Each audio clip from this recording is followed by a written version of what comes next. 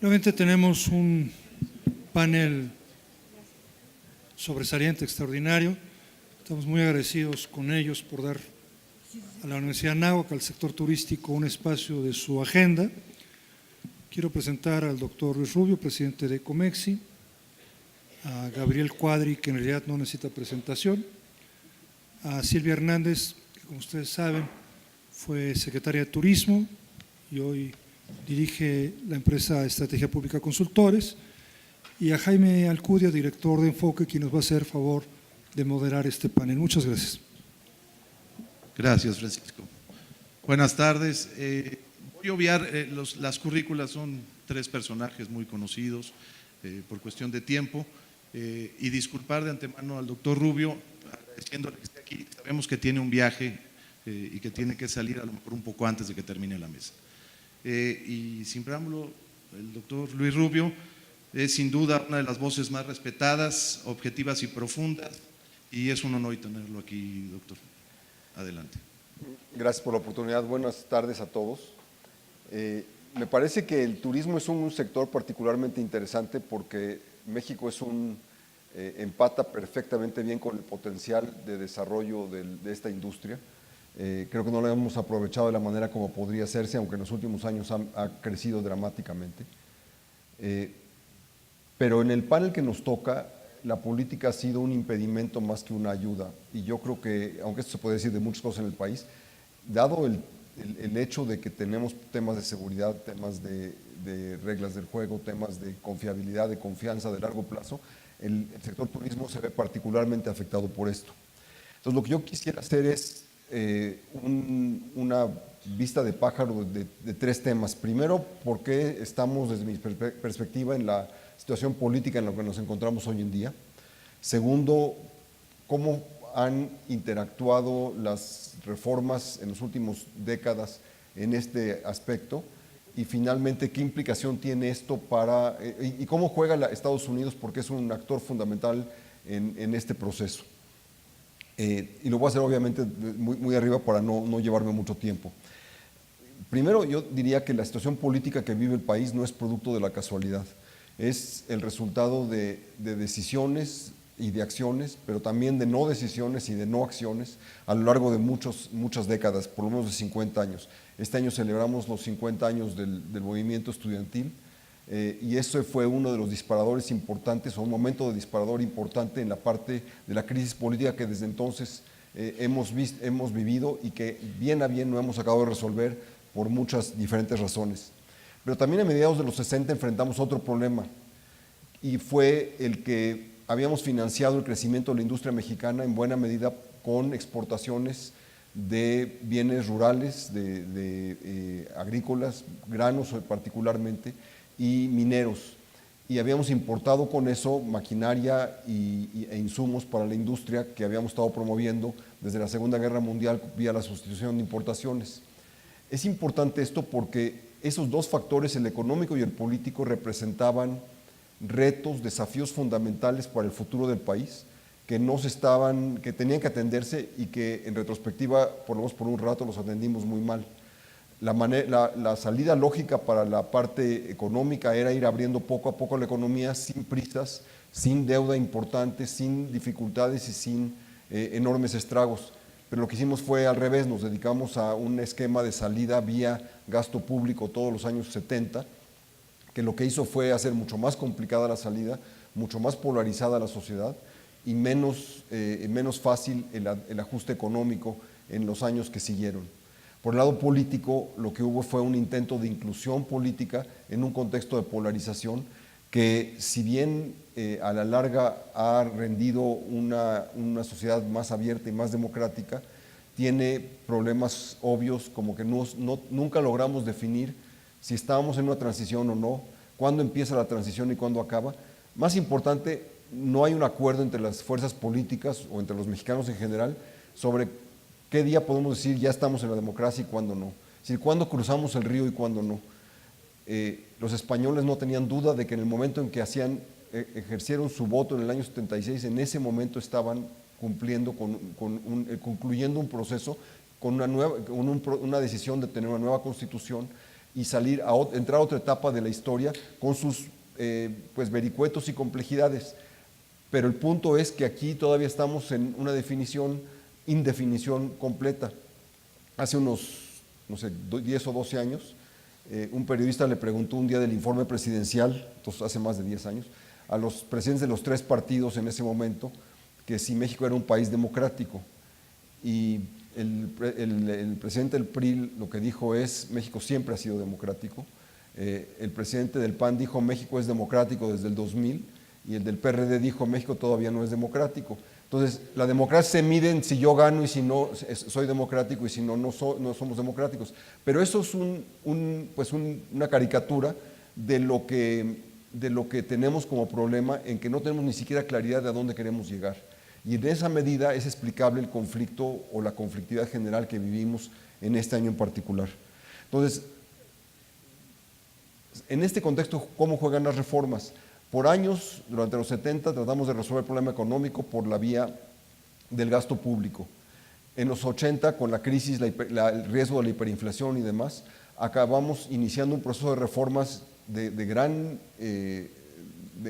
visión, pero limitadas por un factor. Se buscaba que se recuperara la capacidad de crecimiento de la economía, pero mientras no se afectara el statu quo político, es decir, mientras no perdiera el PRI la presidencia.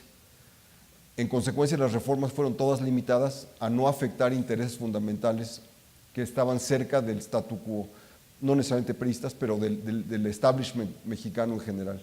Entonces, fueron reformas muy sesgadas, muchas de ellas, porque buscaban suficiente apertura para que creciera, pero no tanta como para que nos creara un problema político.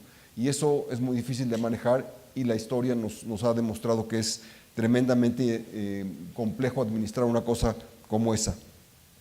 En cualquier caso, se hicieron reformas muy ambiciosas, muy grandes, y sin embargo, el objetivo fundamental, que era atraer inversión, no se materializaba. Estamos hablando de los principios de los 90, se había resuelto el tema de la deuda, por lo menos las percepciones sobre el problema de la deuda, y no se estaba materializando la inversión que era necesaria para poder crecer. Y ahí fue donde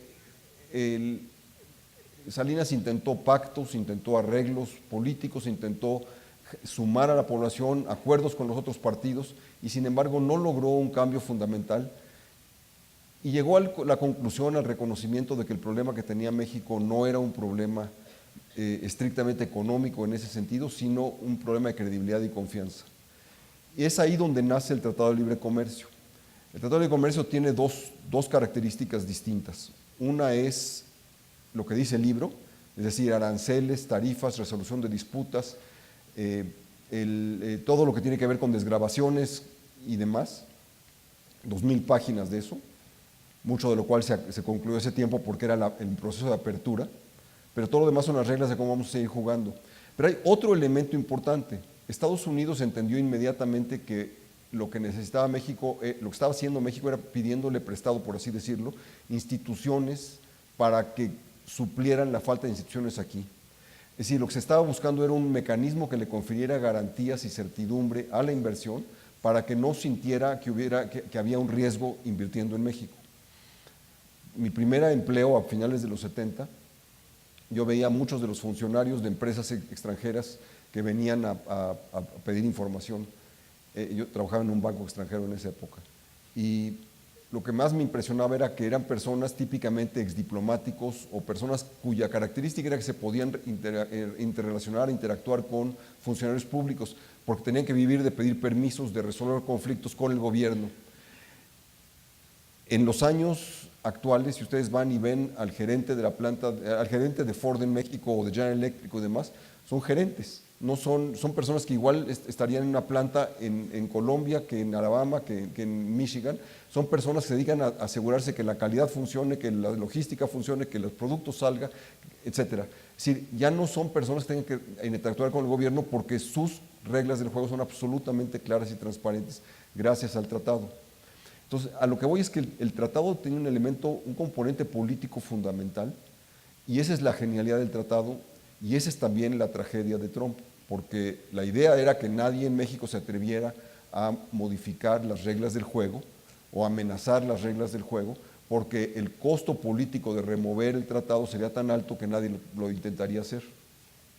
El problema es que ahora quien puso en entredicho el tratado es Trump y por lo tanto ya no habría una razón por la cual en México no pudiera modificarse el tratado, atribuyéndoselo a Trump o atribuyéndoselo a cualquier otra cosa.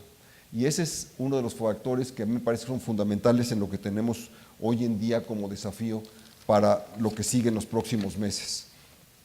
Entonces, déjenme concluir con 3 ideas. Primero, nadie imaginó en México que el problema con Estados Unidos, con el tratado vendría por el lado americano. Eso pues hace un par de años era inimaginable, hoy en día es certero. Una vez platiqué con el entonces asesor de seguridad nacional de George Bush, papá, quien fue el que recibió a Jaime Serra y a José Córdoba con la propuesta de la idea del tratado, y cuando le pregunté cuál había sido su respuesta, me dijo, para nosotros el éxito de México es una garantía de nuestra propia seguridad e integridad. Por lo tanto, era un no-brainer, fue el concepto que utilizó, no requería mucho pensamiento que esto era importante para Estados Unidos. Eso es una de las razones por las cuales era confiable ese esquema. Al quitarle Trump los alfileres a ese esquema, por así decirlo, ahora el riesgo es que el cambio en México pudiera ser mucho más grande de lo que de otra manera hubiera sido, y eso es yo creo que el riesgo políticos sobre los temas económicos más grandes que tenemos hoy en día en el país. Segunda idea, no podemos ignorar que México no tiene una economía sino varias. Tenemos algunos lugares como Aguascalientes que crecen casi a tasas asiáticas, tiene 40 años creciendo a más de 7%. Tenemos zonas como Guerrero, Oaxaca, que difícilmente se mantienen en donde estaban entonces, es decir, se han ido perdiendo en términos relativos de una manera dramática. Y tenemos el centro burocrático de México que más o menos va a la mitad de eso, 3,5% de crecimiento. Pero lo importante yo creo que son las implicaciones políticas de esto, porque estamos hablando de Méxicos muy distintos con soluciones muy diferentes o con requerimientos muy distintos. Y si no nos enfocamos bien y si la política no permite que nos enfoquemos bien, no vamos a poder resolver los problemas fundamentales. Finalmente, la transición política tiene consecuencias graves para el futuro del país. Y es muy específicamente por lo siguiente. Voy a decir una idea muy grande en muy poquitas palabras para no quitar tiempo a mis compañeros aquí en la mesa. Primero, la liberación política se dio no por un diseño, sino por circunstancias que fueron resultando de presiones y de negociaciones entre los partidos políticos. A diferencia de la economía, donde ha habido un proyecto económico bastante claro y muy predecible a lo largo de los últimos 50 años, no es ese el caso de la política, donde hemos ido haciendo, por ejemplo, las reformas electorales cada rato según cómo están las circunstancias en ese minuto.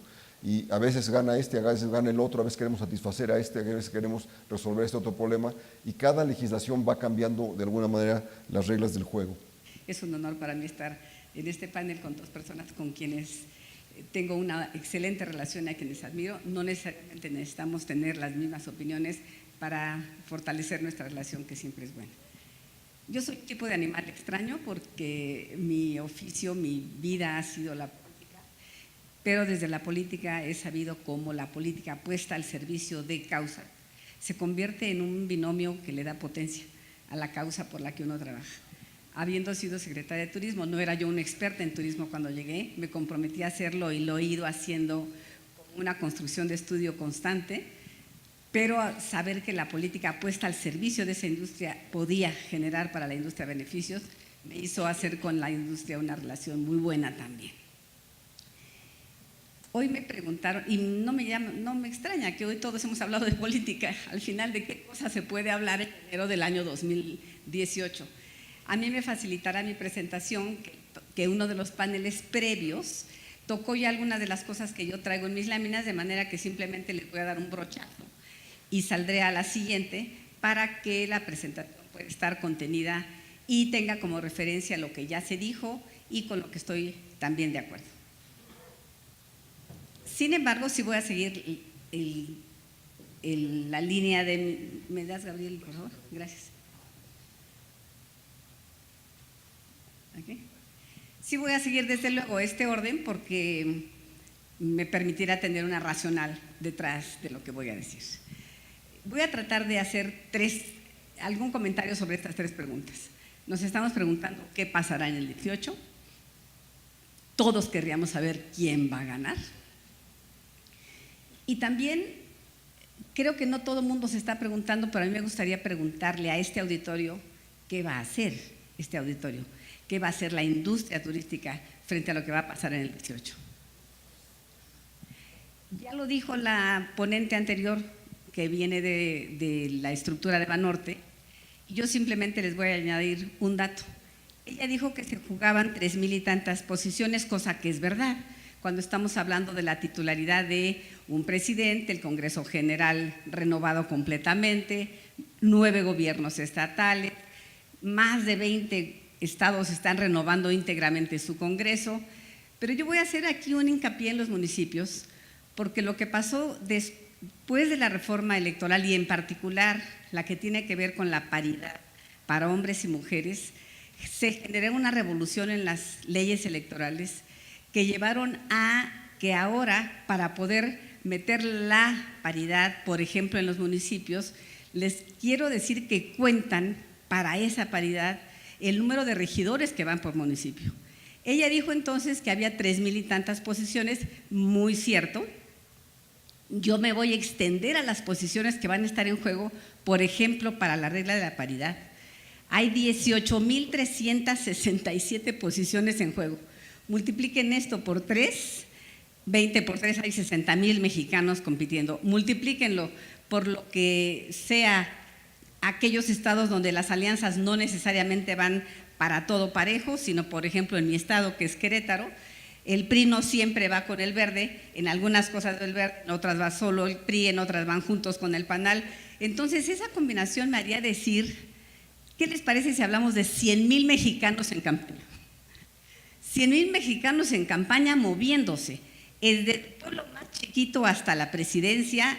Aquí las pasarelas van a estar a la orden del día con los candidatos presidenciales, pero el país va a tener 100,000 personas. Si somos 120 millones de personas, pues los que son buenos para los números hagan la cuenta de cada 100 cuántos están en alguna campaña.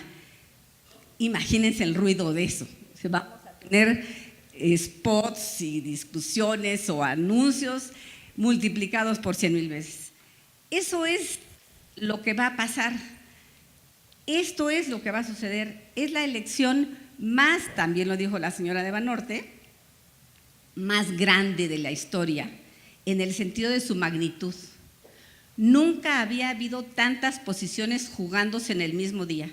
Y esto se debe a que México, haciendo sus reformas electorales, como mencionaba Luis, intentó evitar aquello que sucedía hasta hace tiempo, que por ejemplo el estado de Tlaxcala tuviera un año elección a gobernador, el siguiente año elección de presidente municipal, el siguiente año de Congreso, pero no de gobernador, y había estados que estaban en campaña constantemente.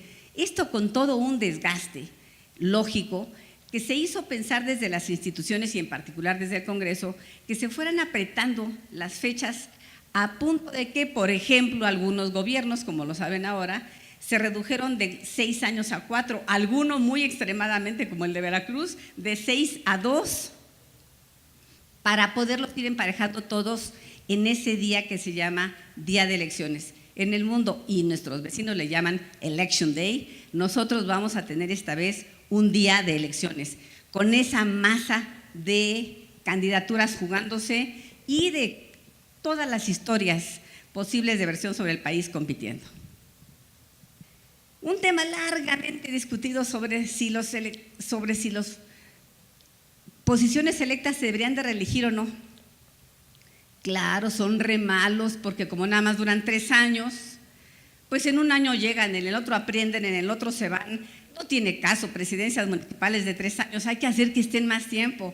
Y claro, los legisladores pasa igual, no saben qué cosa es un dictamen, cuando van sabiendo qué cosa es una minuta, ya se les fue el periodo. Y esa discusión larga terminó en una conclusión. No sé si es buena o es mala, tengo mis opiniones al respecto, pero va a haber por primera vez la posibilidad de quien se elija para senador de la República o para diputado federal, de reelegirse cuando acabe su periodo. Esto ya empezó en mi estado otra vez. Ya en este momento los presidentes municipales que así lo quieran con el permiso de su partido pueden ir a la reelección. Entonces, la reelección ya es un hecho en México. Y luego un dato que me gusta, creo que hace unos años no lo hubiera mencionado, pero mi edad me lo permite. Hace años trataba de eludir las cosas de mujeres, ahora no. Entonces, ahora es la primera vez que va a haber, por ley, paridad en las candidaturas. Quiere decir, por cada candidato hombre, una mujer, para el Congreso Federal, con ciertas reglas. No se vale poner a la mujer a la cola. Sí he hecho un análisis que se va a hacer en cada estado de cuál es el distrito que siempre gana un partido. El partido 1 siempre gana el distrito 1, el 2 y el 8. Bueno, no se vale que en el 1, en el 2 y en el 8 vayan hombres. Tendrá que ir en el 1 un género, en el 2 otro género, en el 8 otro género. No se pueden dar los distritos perdidos a las mujeres, ni los de ni los últimos.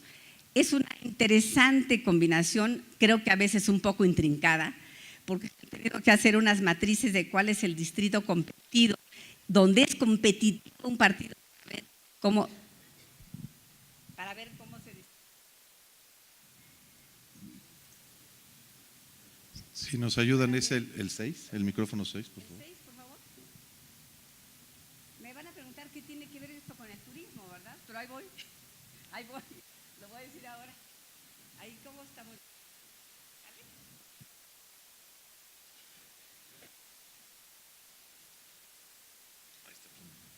¿Aquí? ¿Tampoco? ¿Puedo usar tu Gabriel? Aquí está.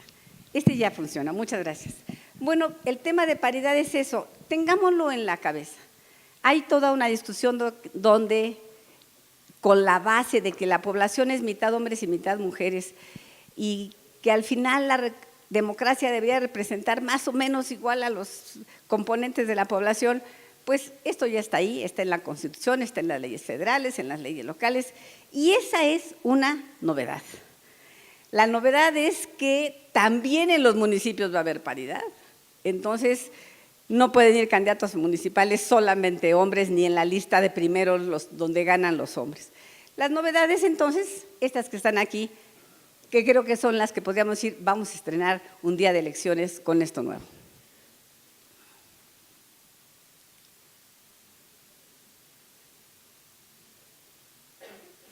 Ya me la salto corriendo, pero decir de los 9 partidos que decidieron juntarse unos con otros, se volvieron 3 alianzas, y entonces ahí tenemos 3 alianzas que suman 9 partidos y 3 candidatos independientes. Esto también ya está explicado y se dieron algunos datos ahí.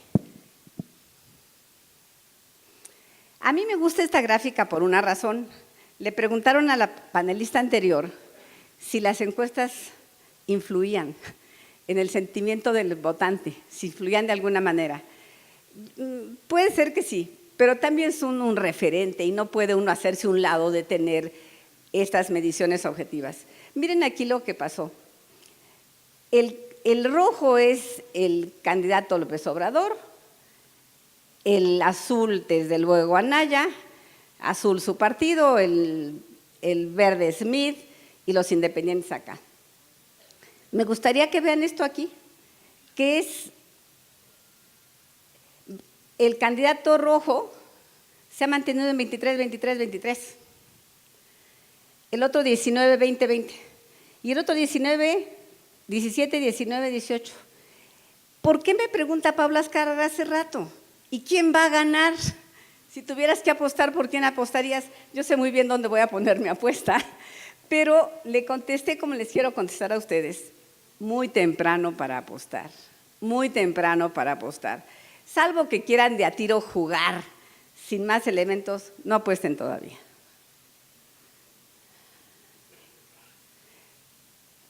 Bueno, aquí sí voy a entrar al turismo. Quiero entrar al turismo porque en general dice uno que el país está en campaña, los candidatos estén en campaña, los partidos están en campaña. Y yo digo, sí, sí es verdad. Pero me quiero preguntar si el turismo, si la industria turística está en campaña. O la campaña es de otros. La campaña es de esos que quieren ser regidores o tenemos algo que ver con la campaña. Y yo quisiera sugerirles, lo he estado haciendo con algunas presentaciones con cámaras y asociaciones que me han invitado, que no pensemos que la campaña tiene que ver con aquellos que les gusta la política y que hacen cosas extrañas. La campaña tiene que ver con nosotros si queremos, y yo creo que deberíamos de querer. Alguien dijo que hay que tener los datos de cómo se cruzan las fechas. Yo digo, bueno, los candidatos van a tener una pre-campaña. Se supone que la de ahorita es una pre-campaña. Un ratito, entre febrero y marzo, intercampaña, y luego una campaña. Alguien gana, y cuando gana el que ganó, se sienta con el que está saliendo y hace un trabajo de transición, entregándole más o menos uno cuentas al otro, pendientes, y en abril o mayo del año que entra dará color el nuevo presidente, con una cosa que se llama el Plan Nacional de Desarrollo. A mí me gusta ver la campaña de aquí hasta allá, porque uno cree que la campaña ya le fue muy bien si en su pasarela logró traerse a los tres. Y dice, no, ya los traje a los tres y ya les dije lo que quiero. Y yo querría decir, ¿no sería bueno que el sector privado, y me voy a dirigir más ampliamente al turismo, entre en campaña también? Tome con un espejo y haga su campaña espejo, haga su campaña paralela y se prepare igual que ellos, pero para un objeto distinto que tiene que coincidir en las fechas. Cuando los candidatos están en precampaña, se pregunta uno, ¿están haciendo qué? Están analizando, desde luego integrando sus equipos, pero a lo que me quiero referir, están armando una agenda, sus prioridades, sus mensajes, sus tiempos, con quién quieren hablar. ¿Quieren ir a la Concanaco o al CCE o al sector agropecuario? Están escogiendo qué mensaje quieren dar, cómo lo van a dar. ¿Por qué? Porque solamente tienen 90 días para hacerlo. 90 días. Y en 90 días tienen que llegar, de acuerdo con su estrategia, al punto y a los interlocutores que seleccionan porque les parecen los más influyentes en la votación, con el mensaje que ellos, candidatos, creen que son los que más pegan en esos sectores. ¿Y por qué no hacemos lo mismo nosotros? ¿Y por qué no nos pensamos nosotros en precampaña? ¿No debería el turismo estar en precampaña? ¿Haciendo qué? Haciendo ese trabajo de decir, ¿tenemos una agenda turística? ¿Cómo queremos estar en el Plan Nacional de Desarrollo suelo decir mono que va a llegar, pero bueno, mejor voy a decir el candidato que va a llegar, que se va a volver presidente? Y ese Plan Nacional del Desarrollo va a ser lo que va a ser en los 6 años. ¿Cuándo vamos a pensar en eso? Hay que pensarlo ahorita. Dijo Enrique de la Madrid hace un rato, dijo el turismo tiene una trayectoria y una dinámica y se puede proyectar en el futuro. Los ponentes de las mesas pasadas han dicho cuáles son sus riesgos, cuáles son sus necesidades. Hace un momentito la persona que venía de la consultora fiscal hizo cosas interesantes de apuntamiento sobre cuáles podrían ser costos para la competitividad en el turismo. Entonces mi pregunta sería, ¿no debería? Vamos a dejar que los candidatos hagan lo que ellos necesitan hacer, cuando ellos lo necesitan hacer y como la ley les obliga. Pero ¿por qué no nos imponemos entrar a una campaña? Y decir, vamos a la precampaña, ¿cuál es la agenda del turismo? De esa agenda del turismo, ¿cuáles son sus prioridades? No 84, no 84, porque cuando tenemos 84 prioridades no tenemos ninguna. Algún día, hace algunos años, me invitó una cámara muy importante e iban a presentar sus 100 prioridades. No, yo dije, están fritos, ¿verdad? Bueno, pues nosotros no podemos tener las 100 prioridades del turismo, pero podríamos tener 3, podríamos tener 4, entonces una agenda común, nuestras prioridades, y luego tendríamos que decir cuál es el mensaje que queremos dar, que le queremos dar a los que están buscando tomar el poder para cambiar cosas. El mensaje no son las prioridades, es una manera de decirlo, que hace que el interlocutor oiga con interés. Hay que armar un mensaje. Cuando armemos un mensaje, hay que ver a quién se lo tenemos que mandar, Pues sí, a los candidatos, pero a lo mejor al turismo, le decía yo a Pablo hace ratito, a lo mejor en el turismo nos interesaría hablar con los candidatos a senadores de Quintana Roo, de Baja California, de Jalisco, que de ahí van a ser alguno de los 3 estados el que sea presidente de la Comisión de Turismo. No que sea la más relevante, pero se vuelve una pareja indispensable de la de Hacienda, de la del presupuesto cuando se definen cosas. Entonces, es ¿a quién queremos dirigirnos? ¿Cuándo lo vamos a hacer? Pues no cuando queramos. ¿Saben cuándo? Cuando ellos estén en campaña, nosotros tendríamos que estar en campaña, pero tendríamos que tener lista nuestra precampaña ahora. ¿Qué queremos decir? ¿A quién? ¿Dónde? ¿Cómo? Y cuando ellos están ahí decimos, tiramos con este para decir tal. Y luego nos esperamos a que gane el que gane. No importa quién gane. Tendríamos que pensar que no importa quién gane, el turismo tiene que ganar. Y si va a ganar el turismo, tenemos que pensar cómo le hacemos para tener esa agenda tan clara que no importa quién gane, porque nos va a meter a su Plan Nacional de Desarrollo. Cuando llega la transición, pues el gobierno que se va se preocupa un poco, tiene que entregar cuentas, libros blancos, llegan a lo mejor los del mismo partido, pero se sientan ahí y les dicen, dime qué está pendiente, qué te falta, qué fallas tienes, qué dejas en cartera. ¿No nos convendría a nosotros estar en la transición también? ¿No nos convendría a nosotros poder hablar? Tenemos un secretario estupendo, pero con las autoridades que nos importan para decir, ponnos en tus temas pendientes o esto lo necesitamos en lo pendiente para que entregues? Entonces, esa parte de transición nos toca. Y luego toma posesión el presidente el día 1 de diciembre y por ley tiene que llamar a un Plan Nacional de Desarrollo que se desagrega en un programa sectorial y en la política para el sector. Vamos a dividir las etapas y decir, primero vamos viendo las precampañas. Cuando esté la campaña vemos a los candidatos, cerramos la etapa y luego vemos qué decimos en transición y ya cuando pase la transición vemos qué hacemos en el plan. No, creo que este sector es suficientemente maduro para ser su espejo y decir vámonos de una vez preparando para entrar al Plan Nacional de Desarrollo y allí haber propuesto lo que dejó pendiente el gobierno, lo que conoció el que ganó, lo que le dijimos a los que competían y lo que hicimos a partir del día de hoy. Creo que ahí acaba mi presentación. Mi tema es, ¿tienen o no que ver las campañas con nosotros? Yo diría, de muchas maneras sí, pero si no hacemos nuestra campaña espejo, se nos va la oportunidad. No veamos las campañas como un riesgo, no las veamos como una cosa de los otros. Las campañas tienen que ver con el turismo y con nuestra capacidad de armar el programa que queremos que adopte quien sea electo, no importa quién, el 1er domingo de julio de este año. Muchas gracias. Gracias, Silvia.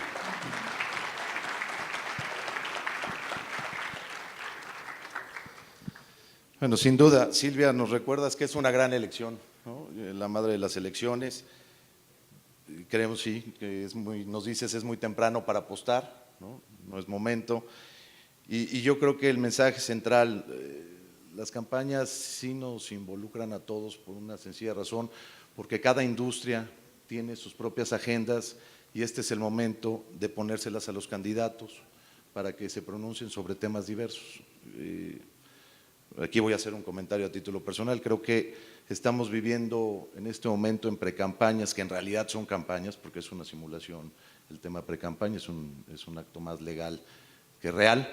Estamos viviendo un momento político de mucho ruido y creo que los ciudadanos es momento de empezar a exigir propuestas, de empezar a exigir cómo hacerlas, de ver la viabilidad de que éstas sean y por supuesto las industrias, en particular la industria turística, siendo tan importante para la economía del país, debería estar ya pujando por una agenda que se incorpore en política pública y en el Plan Nacional de Desarrollo. Pasamos con Gabriel Cuadri, un buen amigo de casa. Gabriel es realmente un hombre preocupado y ocupado por el tema de medio ambiente en sus diversas aristas. No por ello quiero dejar de lado su vena política, ¿no?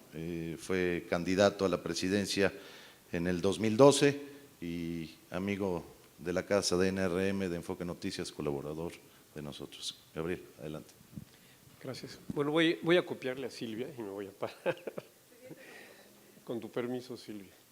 Y gracias, Jaime, y gracias a Francisco Madrid por la invitación, y gracias a ustedes por esta oportunidad de intercambiar algunos puntos de vista.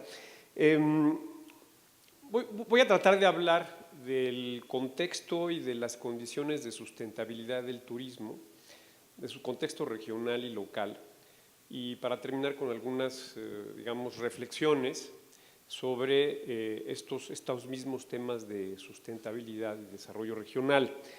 Y que tienen algo que ver con toda la coyuntura, el escenario político que está viviendo nuestro país. Bueno, lo que hay que observar en el contexto del desarrollo turístico, o sea, en el ámbito en el que se da el desarrollo turístico, es que México se encuentra en una situación de pulverización del poder, que contrasta enormemente con el esquema tradicional posrevolucionario, que, digamos, consistió en un ejercicio piramidal, directo, vertical del poder por parte del presidente de la República. Eso en gran medida dejó de existir, eso en gran medida desapareció. El poder se pulverizó regionalmente, se pulverizó sectorialmente, se pulverizó políticamente y también desde el punto de vista legislativo. Entonces ahora la gobernanza es mucho más compleja.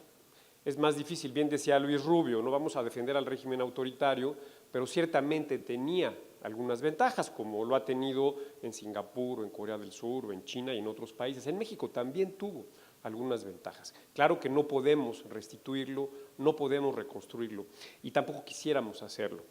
Pero aquí nos encontramos con un problema, con un fenómeno que creo que el turismo debe de analizar y con un dilema que debe de resolver, que es que la sustentabilidad y la calidad del turismo se dirime ahora en el ámbito local. No se dirime ya en grandes políticas nacionales, se dirime en el ámbito de los municipios, en el ámbito de los gobiernos locales. Yo diría se dirime en el artículo 115 constitucional, que le otorga a los municipios prácticamente todas las facultades relevantes para el turismo, o para la calidad o la viabilidad del turismo: desarrollo urbano, servicios públicos, seguridad y policías y muchas otras cosas. Y ustedes estarán de acuerdo, bueno, y ahora también las zonas federales también son entregadas por la federación a los municipios a través de convenios. El hecho real es que la federación ya no tiene facultades reales, ni dientes, ni instrumentos para intervenir en el contexto, en el escenario o en el medio ambiente en el cual se desarrolla el turismo. Entonces, yo diría que hay un dilema o un conflicto, Silvia, entre el Programa Nacional, el Plan Nacional de Desarrollo y el artículo 115 constitucional, porque podemos decir lo que queramos en el Plan Nacional de Desarrollo, pero eso no lo van a acatar, difícilmente lo van a acatar los municipios de este país, que además pertenecen a diferentes signos políticos y que también obedecen en muchas ocasiones a intereses que van mucho más allá del interés público en sus municipios. Entonces, yo creo que el turismo se está dando en México en el contexto de una crisis del federalismo. Hay una crisis profunda del federalismo, lo estamos viendo en seguridad, en servicios públicos, en el caótico desarrollo urbano, el problema de los residuos, de la deforestación, del uso caótico y también anárquico de los bienes públicos, como pueden ser las playas y muchas otras cosas. El desastre urbano que vemos en muchas ciudades del país, la falta de coherencia urbana, la fealdad urbana que aqueja a muchas de nuestros polos turísticos, y que eso, bueno, representa un pasivo que no puede, digamos, asegurar para nada un desarrollo venturoso del turismo en nuestro país. Entonces, es una crisis del federalismo. Y una de las dimensiones de esta crisis del federalismo es la seguridad. El turismo sin un contexto de razonable seguridad para los visitantes y para la población local simplemente no es viable. México, por diversas razones que a mí me cuesta mucho trabajo entender, se ha salvado, digamos, de esta espada de Damocles, a pesar de los warnings o de las advertencias del gobierno norteamericano, de las 8 columnas o de todas las páginas que vemos en los periódicos extranjeros sobre las decenas o cientos o miles de muertos que hay en nuestro país todo el tiempo. Digo, yo leo todos los días El País, que me parece el mejor periódico que existe en lengua española. Bueno, diario en El País hay por lo menos una página dedicada a los muertos en México, a los asesinatos, crímenes, secuestros y ese tipo de cosas. No sé por qué México ha podido resistir esa ola de delincuencia y de criminalidad que en otras condiciones perfectamente asustaría a todos los turistas. Hay que saber por qué o qué está pasando, o no sé si esto sea o tenga un efecto rezagado y que vaya a manifestarse más adelante en vez de manifestarse de manera inmediata. Y aquí, como decía Luis Rubio, hay un problema severo de federalismo. Los gobiernos locales no gastan lo que debieran gastar en seguridad, se atienen al gobierno federal y el gobierno federal no puede de ninguna forma garantizar la seguridad a escala local. Ellos tienen otras prioridades, tienen otra visión y la sociedad tampoco se los demanda y se los exige. Hay que recordar que finalmente las sociedades tienen, es una frase muy vulgar y digamos es un lugar común, pero creo que en el fondo es cierta, las sociedades tienen los gobiernos que se merecen, son los gobiernos que generan, los gobernantes y los políticos que producen. Los gobernantes no llegan de Marte, no los impone nadie, son productos, se incuban dentro de la misma sociedad y reflejan los valores de la propia sociedad. Entonces, si tenemos gobiernos corruptos, ineptos e incompetentes, es porque la sociedad los tolera, los incuba, los genera y los produce. Y la corrupción, aunque muchos digan que no es cierto, es un problema cultural, profundamente cultural en este país, además de institucional. México es un país que está muy lejano de la cultura de la legalidad, de la cultura del Estado de Derecho. Y esto tiene raíces de verdad, tiene raíces coloniales, tiene raíces históricas, que hay que estudiarlas para poderlas resolver. El caso es que es bastante complejo. Y ahora también el crimen, como sabemos, se desata por el tema del tráfico de drogas, se cierra la ruta del Caribe, la ruta aérea, ahora viene por tierra, desde Sudamérica, de Centroamérica, y todo el país se convierte en la arena de actuación del crimen organizado en materia de tráfico de drogas. Y esto trae como consecuencia que se extienda a otro tipo de negocios, como es la extorsión, como es el cobro de piso, como es el secuestro, y se encuentra el crimen organizado con 2.500 municipios que tienen policías realmente incompetentes, que ganan 4,000 pesos al mes, que son fácilmente cooptables, capturables por el crimen organizado, donde no tienen organización, ni equipamiento, ni preparación, ni mística de servicio, y esto, digamos, nos toma desprevenidos y es algo que no hemos podido resolver. Entonces, este escenario de descomposición policíaca y de un sistema de procuración de justicia absolutamente obsoleto e ineficaz, en el contexto de la prohibición de drogas, es lo que está generando esta matriz, este escenario de violencia y de criminalidad en el país. Perdón que lo diga, pero alguien tiene que decirlo. Siempre ha habido y siempre habrá consumo de drogas, siempre habrá demanda de drogas. Ahora yo me pregunto, ¿por qué le estamos dejando el negocio a los criminales? Dejarles el negocio de las drogas a los criminales es atentar, es garantizar la destrucción del Estado de Derecho, la destrucción de la legalidad y promover el crimen, el secuestro, el asesinato y todo lo que estamos viendo en este país. Es irracional, repito e insisto, dejarle el negocio de las drogas, que nunca se va a acabar, a los criminales y a los delincuentes. Entonces yo creo que en algún momento tendremos que plantearnos legalizar las drogas, legalizarlas todas, pero esto no resuelve de fondo el problema tampoco. Hay que tener policías competentes, hay que acabar con las policías municipales. Los políticos se han resistido a aceptar el mando único policial. O sea, 32 policías estatales con un responsable, bien equipadas, bien preparadas, bien pagadas, con protocolos y procedimientos similares, con una formación adecuada.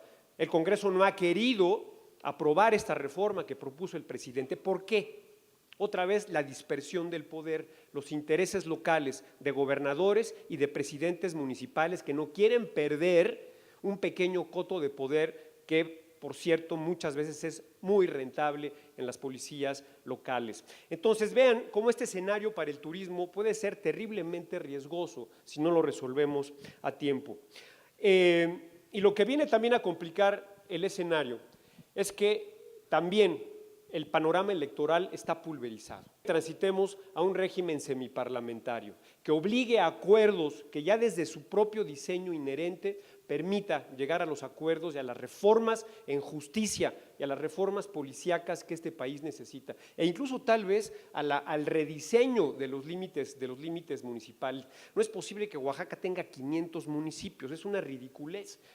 Ese tipo de cosas también son incompatibles con la viabilidad del desarrollo turístico. Entonces, simplemente decir que, bueno, la sustentabilidad, lo repito, se dirime en el ámbito local, se dirime en el artículo 115 de nuestra Constitución. Y aquí podemos tratar varios temas, lo voy a hacer de manera muy somera, muy rápida, simplemente enunciativa. La relación entre los enclaves turísticos y la región. ¿Ok? Fonatur gobierna, es un gobierno local de facto, impuesto desde el gobierno federal en Ixtapa, en Cancún, en Huatulco, en Loreto. Y esto contrasta terriblemente con la actuación de gobernanza de los gobiernos municipales. Lo que hace Fonatur es suplantar a los gobiernos locales y hacerlo de una manera ordenada, más o menos planeada, más o menos integrada, cosa que no ocurre con el resto de los sitios que no nacieron como desarrollos integralmente planeados. Sin embargo, para que el turismo sea exitoso, requiere de un contexto regional de calidad. México necesita inventarse nuevos nichos turísticos, nuevos nichos en donde se conjugue la alta calidad de las instalaciones con la experiencia cultural, la experiencia urbana, la experiencia ambiental, ecológica, de la naturaleza, para enriquecer la estadía, para enriquecer la propia experiencia de los turistas. Y desde luego el modelo All Inclusive no va hacia esto. El modelo All Inclusive, insisto, es un commodity que nos permite ciertamente competir con cierto éxito en un mercado a granel, en un mercado de sol y playa, pero eso, acuérdense que tiene un ciclo. Hay un ciclo de descubrimiento, de desarrollo, de éxito, de clímax, de decadencia y finalmente de derrumbe de esos lugares o de esos desarrollos o de esos polos que antes fueron de atracción turística. Y México no está interviniendo a lo largo del ciclo. No estamos recuperando, no estamos regenerando, no estamos revirtiendo ese ciclo de decadencia que hay en muchos sitios del país y estamos perdiendo oportunidades y muchos productos turísticos. Entonces, bueno, este es otro impedimento, pero yo creo que se podría ir revirtiendo con una política más o menos visionaria, pero yo aquí lo quiero dejar y agradecerles muchísimo su atención. Gracias. ¿Podrías hacer un comentario, Silvia, rápidamente?